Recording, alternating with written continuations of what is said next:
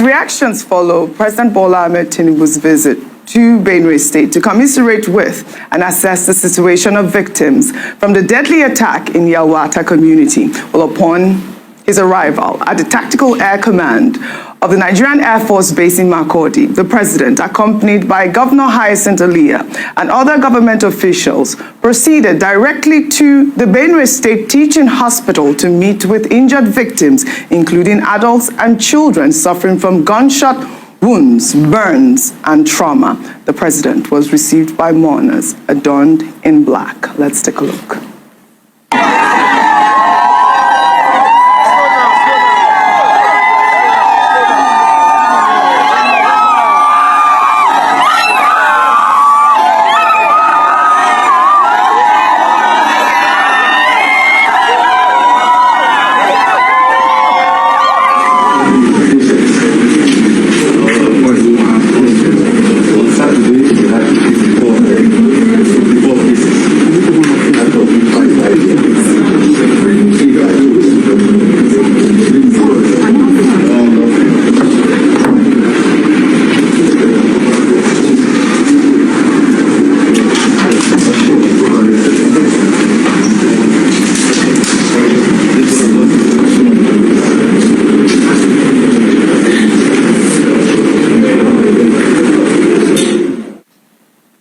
Absolutely commend the president for this visit. I mean, it was great to see the president out there meeting with children, burn victims, mothers, fathers, people that have suffered this deadly attack. I'll take a tweet from X.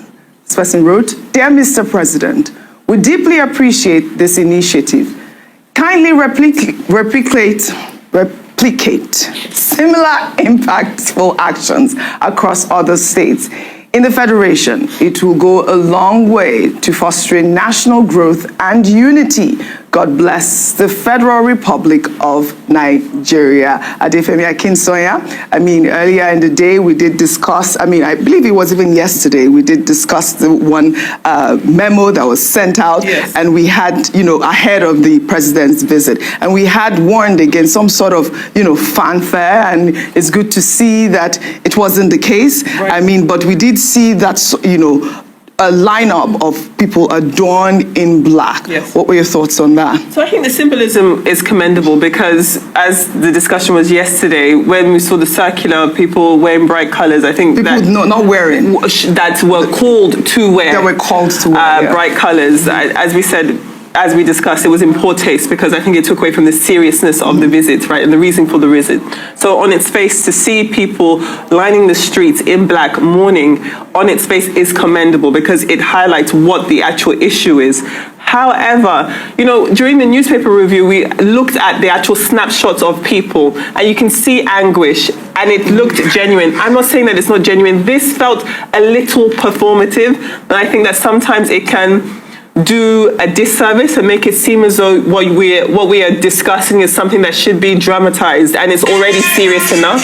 That being said, I am glad that this visit has served the purpose that it needed to serve. Mm-hmm. It got the president's attention there. And not only was he able to see victims in their bed, be able to understand the gravity of what's happening, because someone can tell you it's completely different from you being able to see it with your own eyes and experience it. Just like Rufai was saying, if people are complaining about the roads in Benue being bad, mm-hmm, yes, we can imagine what it feels like to drive on bad roads, but for the president to actually come in and have his trip impacted because he couldn't enter Yellow Water because of the weather, because of the state of the road, mm-hmm, it just shows that all round the president's visit served the purpose that it needed to serve, mm-hmm, and I am glad that the people, yes, got to have their voices heard. I like that point you made, Adefemi, and I would like to actually pull up the picture of the day, if we can pull that up. And this picture has gone viral. It's showing an elderly woman in visible distress as President Tinubu was in that hospital there. I mean, that picture spoke 1,000 words, yes, Rufai. That, yes, picture really did speak of the anguish these people are facing in Benue State. Young children. Those videos really disturbed me, Rufai, yeah, really quickly. I mean, well, the picture was 1,000 words. Yeah. Okay.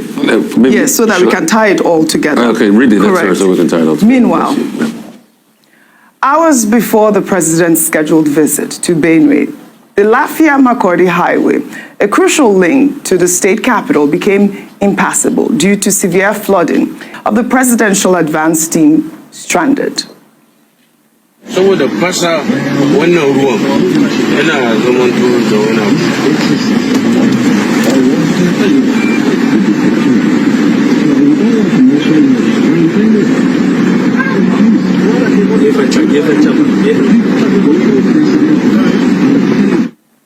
As you can see there, the disruption raised concerns about the logistics and security of the president's visit. In the same vein, videos showing primary school pupils standing in the rain to welcome President Tinubu's convoy have sparked widespread outrage. Despite a public holiday declared by the state government to honor the president's visit, primarily to sympathize with victims of the deadly attacks in the state, the children were seen singing the national anthem by the roadside as Tinubu's motorcade passed through Makurdi. Their faces were blurred in the videos for privacy. The videos went viral on social media, drawing strong condemnation from Nigerians. Critics, including Yemi Adamalekun, Executive Director of Enough is Enough Nigeria, called it a crime to subject children to such conditions. Let's take Yemi's tweet. There she wrote on X, "This is a crime. Is there no one in Benue that can go and get those children? A bishop, an imam, parents, National Human Rights Commission? What is wrong with us? Hashtag Benue Lives Matter." Obiezekwe followed with a tweet.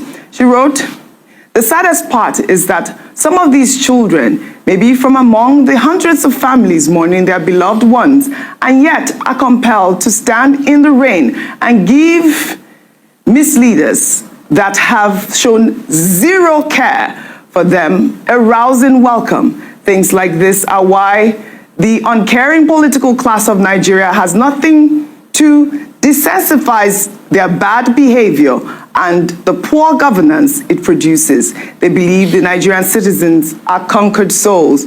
Will it always be so? No, because there is that one factor that our politicians never add to their equation when they become carried away with the drunk on public power. I mean, Obiezekwe there, you know, it's just also buttresses the sort of conversation that we tried to have yesterday about reading the room. How, you know, Nigerian politicians have to really find ways to observe these sort of critical situations. When you have mourning in a state, how dare you put children out there to welcome the president? Rufai. You can't give what you don't have. You telling a Nigerian politician to read the room in a time of disaster that he couldn't avert is like telling a palm wine tapper that he doesn't know how to tap palm wine. The truth is, you cannot give what you don't have. These palm wine tappers or these politicians only care about themselves. And I'm using that palm wine tapper in the context of an analogy. These journeymen called politicians only care about themselves and their own image. When we said it yesterday, it was based on reports that we got. We're proven right, even if they tried to still change the narrative last minute by putting mourners on the road. And Femi, I mean, you saw it now. It looked very choreographed. You know why? Because the same true mourners, when the same true mourners came out to protest those killings, what did they do? They tear gas them. Did we see it here the other day? For what reason? So they should have allowed the true protesters to come out and exercise their pain. But no, they put these ones on the side of the road, make them wear back, and decide they should be wailing, so that it was going to be a contravention of what they had initially planned. Singing national anthem and we're waving flag. And the motorcade didn't stop and acknowledge them. But quickly, What they now did was last minute, they now quickly put some placards in the House of Association that Benue is bleeding. So it was part of their choreographic plan. Absolute but nonsense. Like they didn't even know how to backtrack. And this is part of the problem we talk about. So reading the room is not their forte. That's why I give the analogy of a palm wine tapper. It's not like you telling palm wine tapper. He's telling you Nigerian politicians that read the room. It's not like you telling a palm wine tapper he doesn't know how to tap palm wine. Because reading the room is not part of their forte. Emotional intelligence is not part of their forte. If emotional intelligence was part of their forte, do you think Nigerian politicians will be spending extravagantly in a country where people can't have 3 square meals? Where people are suffering. Wasn't it a public holiday? What were the students? So it was part of the arrangement. A public so that holiday. at the same time, they have forgotten that it was a money situation that brought the president. But at the same time, they also want to impress the president and give him a heroic welcome. So they were caught in a quandary. And that's why, you know, there's a dearth of emotional intelligence. Going further, these were the things we said yesterday. Don't turn it into a jamboree and everything. People said, oh, we were bashing them and everything. Has it not come out openly now? Do you know that the rights of those children were violated? Yes. Do you know that they should even press charges against whoever called those children out in the first place? And that picture speaks a million words. You know, picture of the day. So let me interpret what that woman's face was saying. They've come again and our problem continues. That's the smirk on her face. Oji is not, I feel particular about Benue. It's not today I've been working with Benue.